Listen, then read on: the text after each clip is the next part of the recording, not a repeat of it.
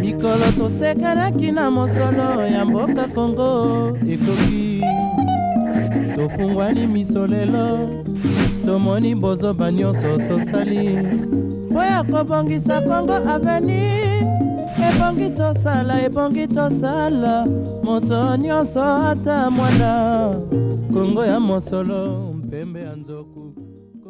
Bonsoir à tous, bienvenue dans ce nouveau rendez-vous vespéral Congo Story, l'émission qui relate la version moins connue de l'histoire de la République démocratique du Congo. C'est un honneur pour moi de vous présenter aujourd'hui cette nouvelle randonnée. Aujourd'hui, nous allons parler du peuple Yandi. Un peuple aussi particulier parce que c'est un peuple qui est réputé pour son indépendance et sa résistance à la domination belge pendant la période coloniale. Si vous connaissez les Kinshudi, c'est certainement une des particularités de ces peuples Yandi. Et aujourd'hui, dans cette émission, nous allons aller à la rencontre du peuple Yandi. Commençons notre émission.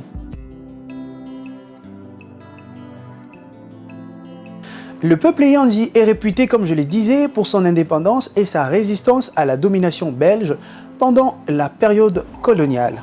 Les Yandi viennent d'où exactement? Les Yandi sont originaires d'Afrique centrale et leur apparition remonte à leur expansion territoriale en République démocratique du Congo. Ils ont migré du Gabon vers Brazzaville et ensuite ils ont traversé le fleuve Congo. Lors de leur traversée du fleuve Congo, ils ont pénétré la région Téké. Alors le peuple Téké a résisté à leur arrivée, ce qui a conduit les Yandi à s'installer dans la province des Bandundu, en particulier dans les secteurs des Kwilu, Kimbata, Mwiki-Sekeya et Doué, situés dans la partie nord-ouest de la région des Basaka. Alors là, on connaît exactement quelle a été la raison qui a poussé le peuple Yandi à s'installer dans les grands Bandundu. Les Yandi se sentent plus à l'aise avec le peuple Ngoli, Bunda, Songo, Pingi, les Dinga, les Balori, les Wumbu, les Mputu et les Téké. Ce peuple est situé actuellement dans la province de Kwilu qui faisait aussitôt partie de la province du Bandundu et se trouve principalement dans les territoires des Bakata, Balungu et Idiofa. Le nom Yandi est dérivé du mot Yan qui signifie parole et d'une partie adverbiale telle que si ou chi qui confirme et souligne le sens de la parole. Par conséquent, les Yandi sont une communauté qui accorde une grande importance à leurs promesses et à ses engagements, s'exposant à des graves conséquences surnaturelles s'ils ne les respectent pas. Donc, chez les Yandi, la parole est sacrée. Les Yandi semblent être les rameaux bantous occidentaux pour le plus longtemps attardés jadis dans les contrées du Nord, à tel point que les Congos eux-mêmes ne reconnaissent pas leurs radicaux de leur langue, de leur idiome extrêmement contractés et usés, les ont confondus avec les Zandés, ce qui leur voudra à l'époque des enquêtes des Lopez vers 1600. Les noms danziciens engloba d'ailleurs les Téké, Umbu, Bunda, Boma et les Fumbuka. Au début du XVIe siècle, les Yandi étaient appelés des Wanzi par les gens du Luango, séjournaient en bordure du golfe de Guinée. Très au nord des Luango-Ngiri, peut-être au Cameroun, beaucoup vivaient près de la mer, d'autres dans la savane, puis commença la grande chasse aux esclaves avec la complicité des tribus africaines. Les vieillards l'ont souvent confirmé, ce ne sont pas les Yaka qui ont chassé les Kumbut. Ils avaient d'ailleurs donné ces noms aux premiers blancs, les Pumbuteke, si les Portugais croyaient à leur pays, étaient alors tout près. En 1640, attaqués par les blancs, les rois Yandi décident de foncer vers le nord-ouest en direction des Bangui pour croiser les Azandés en pleine migration. Et c'est alors qu'on remarque cet exode de ce peuple.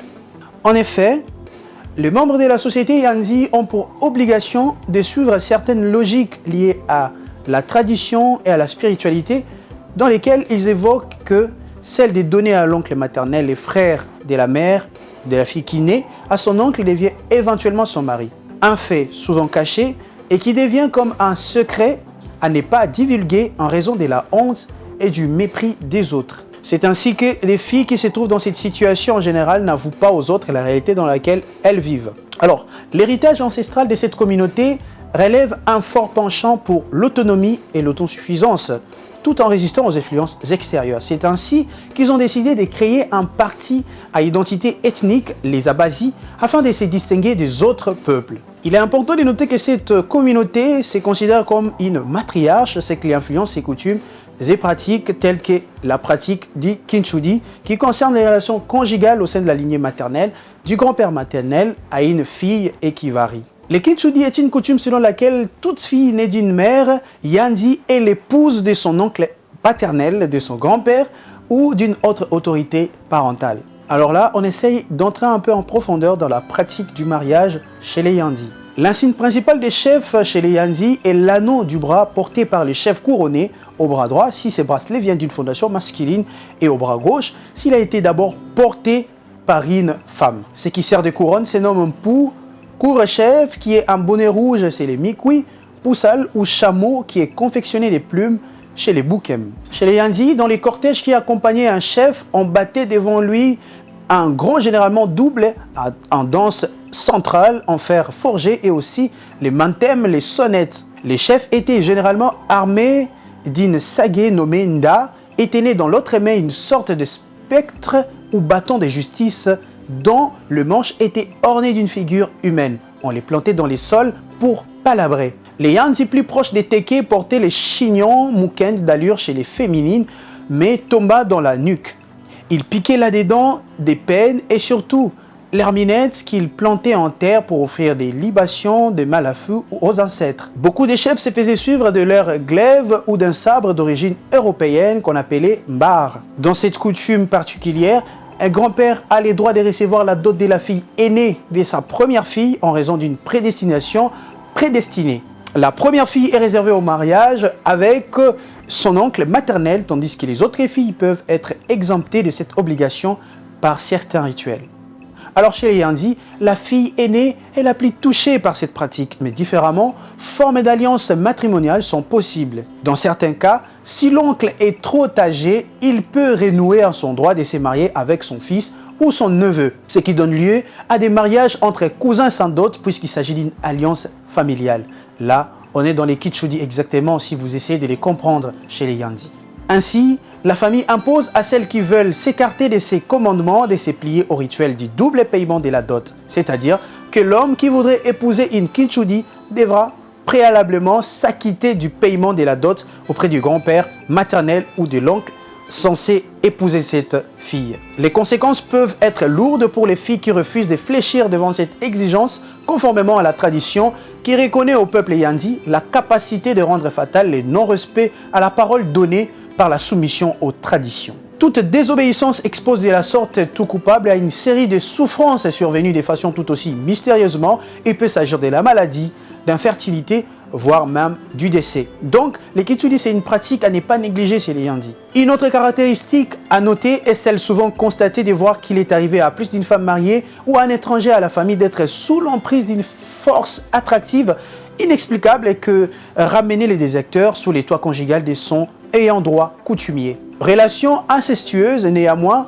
quels que soient les cas de figure ou des justifications traditionnelles qui peuvent lui être données, le kinshudi en français facile est bel et bien une relation incestueuse. Face à cette liaison forcément fautive dans un entendement commun, on se réfère à un nouveau ferme désir des Yandi à s'émouvoir en vase clos. Cette détermination permet en tout cas pour ne pas limiter qu'au phénomène du kinshudi, mais certainement à expliquer ses motivations. Plusieurs motifs peuvent élucider cet état des choses. Pour bon nombre de sociologues et anthropologues, les mobiles sont à la fois sociaux, économiques et politiques. Sur le plan social, le kinshudi se conçoit de par la volonté des membres d'une famille de préserver la pureté de leur lignée. Économiquement, ce genre de mariage est une sorte de garde-à-fou visant à empêcher à ce que le patrimoine de la famille n'aille pas entre les mains d'une personne étrangère et les réduire. Alors politiquement, il est plus question de conserver les pouvoirs en ordre utile et des successions au sein du clan.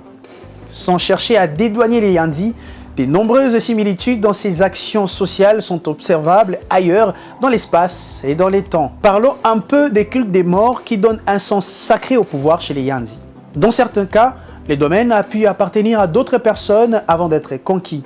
Selon les croyances Yandi, les esprits des personnes décédées résident dans des lieux naturels tels que les sources, les marécages, les galeries forestières inondées et sont appelés Bisimbi par les Bakongo et Nkiesi par les Yandi. Ceux qui possèdent les fétiches capables d'apaiser ces esprits jouissent d'une grande autorité en raison de la peur qui leur est associé. Par conséquent, les chefs doivent protéger leur matrilignage et ses clients des malédictions potentielles de ces bienfaits étrangers. De par son origine à son installation, à sa particularité dans les mariages, le peuple Eyanzi a résisté à la domination belge. C'est ce qu'on peut retenir aussi grandement de cette émission, mais ce n'est pas seulement ça. Ce peuple a marqué l'histoire de la République démocratique du Congo, notamment avec sa virilité et sa force à combattre l'ennemi. Mesdames et messieurs, c'est la fin de cette émission. Le plaisir pour moi était de vous la présenter. Et moi, je vous recommande de toujours suivre cette émission et seulement sur Innov Télévision, le rendez-vous de l'histoire avec Congo Story, l'émission qu'il faut pour connaître l'histoire de la République démocratique du Congo. Pour le moment, restez-vous et surtout prenez bien soin de vous. Au revoir. Ebongi tosala moto nyonso ata mwana Kongo ya mosolo mpembe ya nzoku Kongo ya bwanya nkasa ya mbila Kongo ya makasi moto ya nkoi Kongo nde mboka Kongo mboka ya bankoko